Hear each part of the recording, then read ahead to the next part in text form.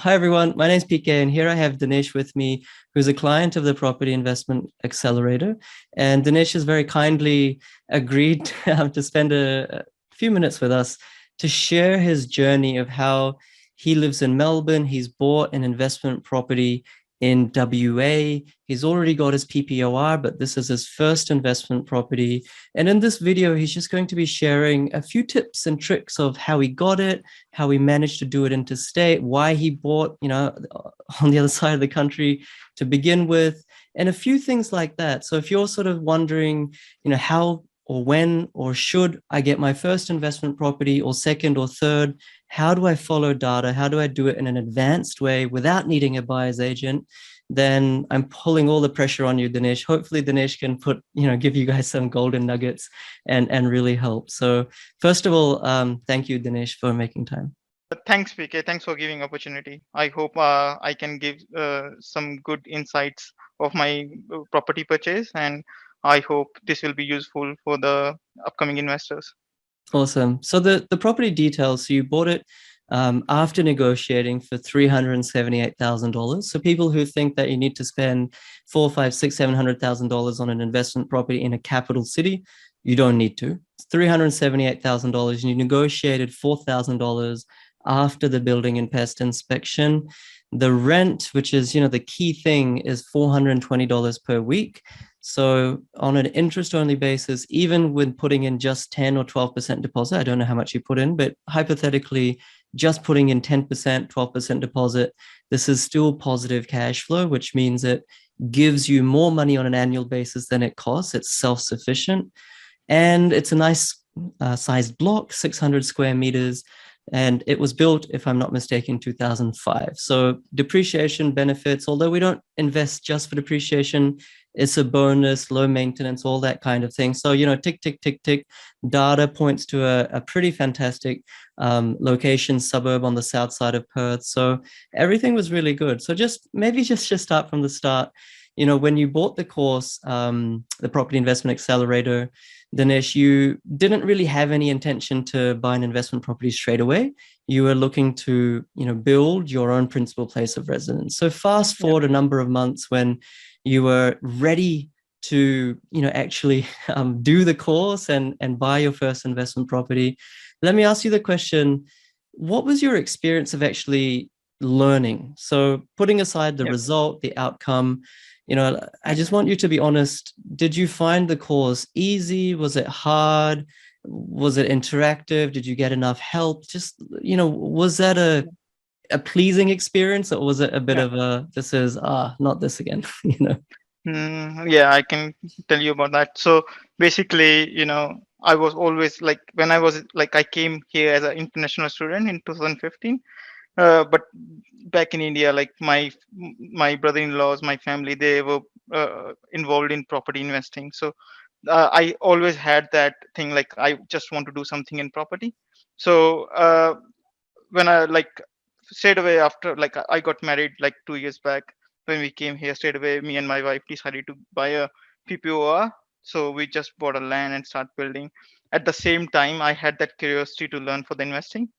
So I started looking on the Facebook. Like I came across a lot of buyers agent, started looking a lot of free education stuff. Then I started looking to your page, and I saw a lot of good videos. Each and every video was giving me a very positive like post. There was a I always feel connected to your videos. So everything was making sense. Then I was aware that I just bought my PPOR. I had no savings.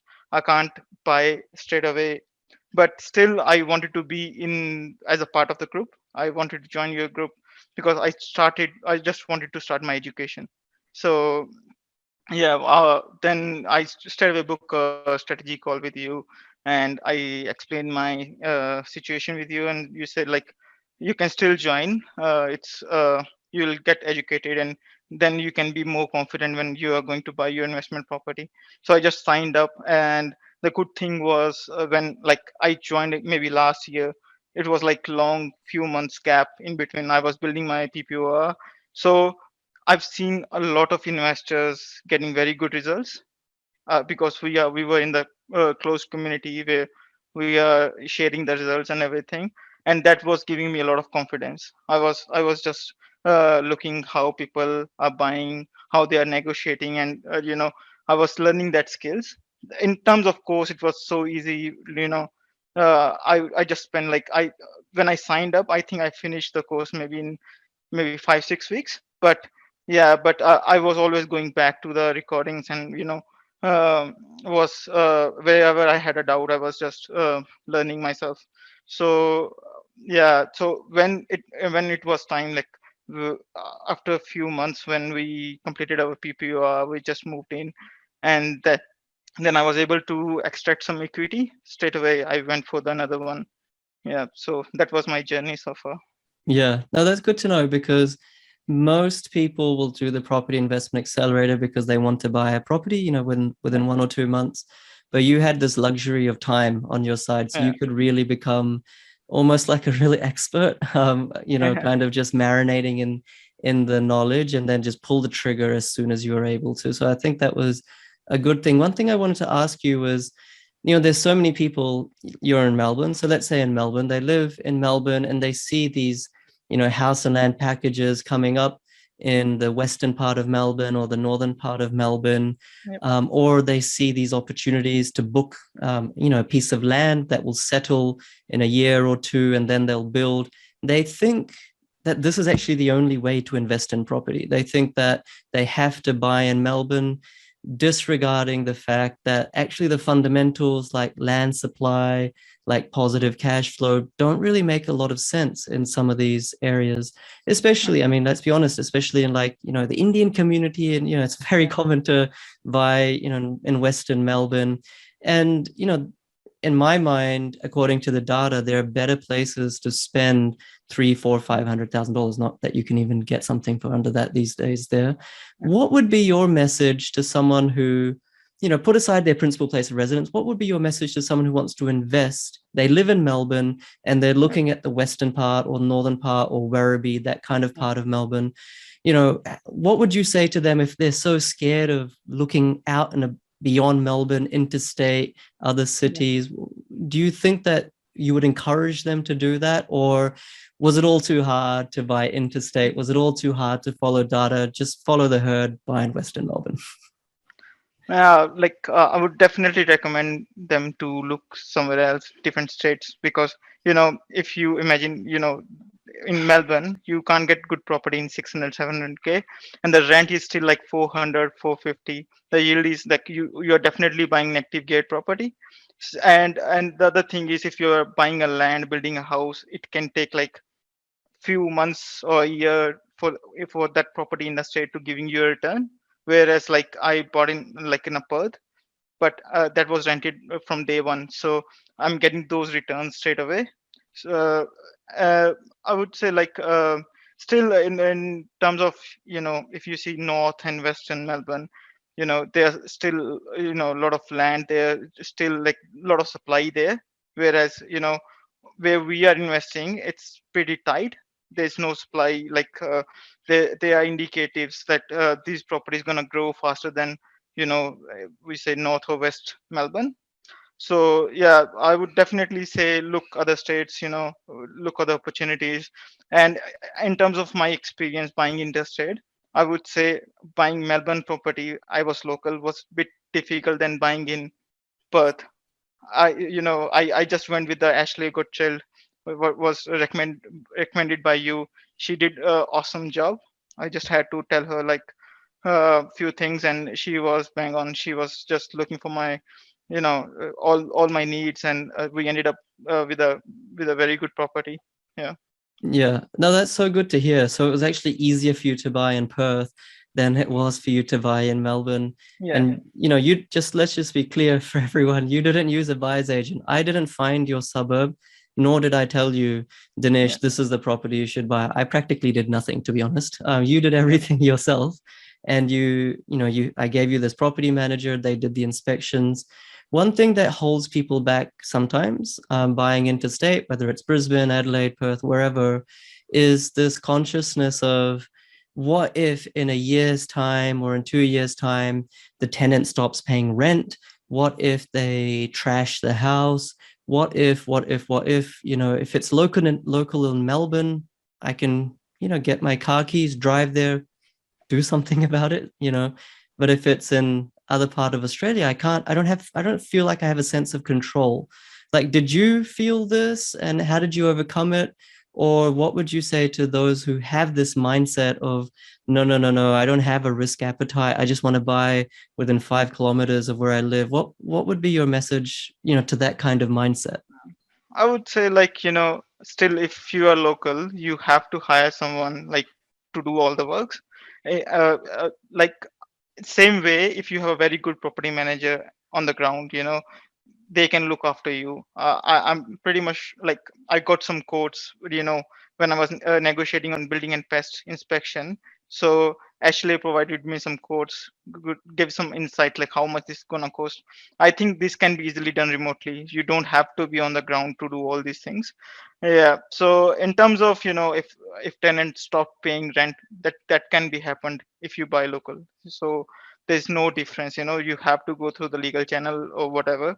So this is similar to wherever you're buying. So I would say, I can't see any difference buying in Melbourne or buying anywhere else like in Perth. Yeah, no, awesome. Yeah. And maybe last question, Dinesh, from me, is really around your confidence levels. So, Yeah. you did the course, you bought this one property. From here on in, do you feel that you need me, that you're always second guessing yourself for your next property, the location or the actual property, or how to buy, negotiate, value? Or do you feel that now you're pretty self-sufficient, that of course you have the course for lifetime, you can Yeah. just rinse and repeat the data, basically be your master of your own destiny from now on? Yeah, I would say like I'm self-sufficient now. So I like we just follow the data as you taught in the course. Like that's now second time I have like already have experience now like with my first property. So I would say now I will be more confident buying a second one without requiring any buyer agent or without your help actually. But still we have that close community, where we are sharing all the information, the insights, and that always gives you a bit more confidence. And yeah, I would say like I'm pretty much happy that I can buy the second one like whenever I will be ready. Yeah, that's music to my ears, because I always say this, this, Yeah. Dinesh, this is not rocket science. Yeah, Yeah. anyone can do it so long as you have some interest and a little bit Yeah. of time, 4 or 5 hours Yeah. a week. You don't need a buyer's agent to buy property, regardless of whether it's interstate or not. And last thing, Dinesh, Hmm. what would be maybe, let's say, two top tips or top pieces of advice or top suggestions that you could give to someone who, regardless of what they want to buy the course or not, just someone who's, they want to buy an investment property, but they don't know where to buy and they're just lacking confidence. They just don't want to make a mistake. I mean, putting the course to the side for a second, just from your own experience now and Yeah. knowledge, what are a couple of things that you can share with them to, just kind of get them closer to their goals? Yeah. First thing I would say, PK, like don't fear to buy interstate. Like it's just same as you're buying where you're living. Uh, like explore the different areas, see what the best opportunities are, where you can get the best outputs. And then yeah, just look everywhere else, just not at your backyard. Second thing I would say is, as we always suggest, like discuss that all, like try to buy positive care property. This is the way to, if you want to expand your portfolio, want to buy multiple properties, we are seeing like interest rates might start increasing as well. So it's very important to buy at least your initial properties at the right place so that you can grow your portfolio. Yeah, that's I think Yeah, no, two tips. that's Yeah.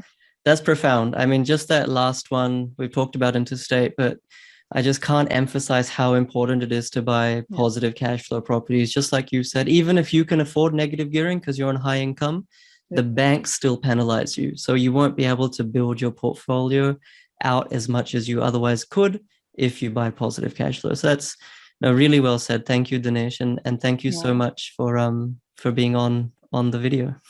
Thanks, PK. I really appreciate and really appreciate your time and this opportunity. No, no problem. And for everyone that's watching, thank you for watching. You know, there's almost, I would say, around 50 of these videos. If you go to my website or if you go on YouTube playlist, 50 clients. I encourage you, whether you're looking to do the property investment accelerator or not, you know, these videos have so much gold in them, so much experience, so much insight and wisdom. Go through them and learn. I always recommend try to invest in property yourself without a buyer's agent or even without me. Try to do it yourself. But if you're struggling, you don't know how to read the data, you're lacking time, you just need some support and guidance, I'm happy to help. I'll leave links to my podcast below and also the Facebook community where you can get to know my clients just like Dinesh. There's more than 10,000 people in there.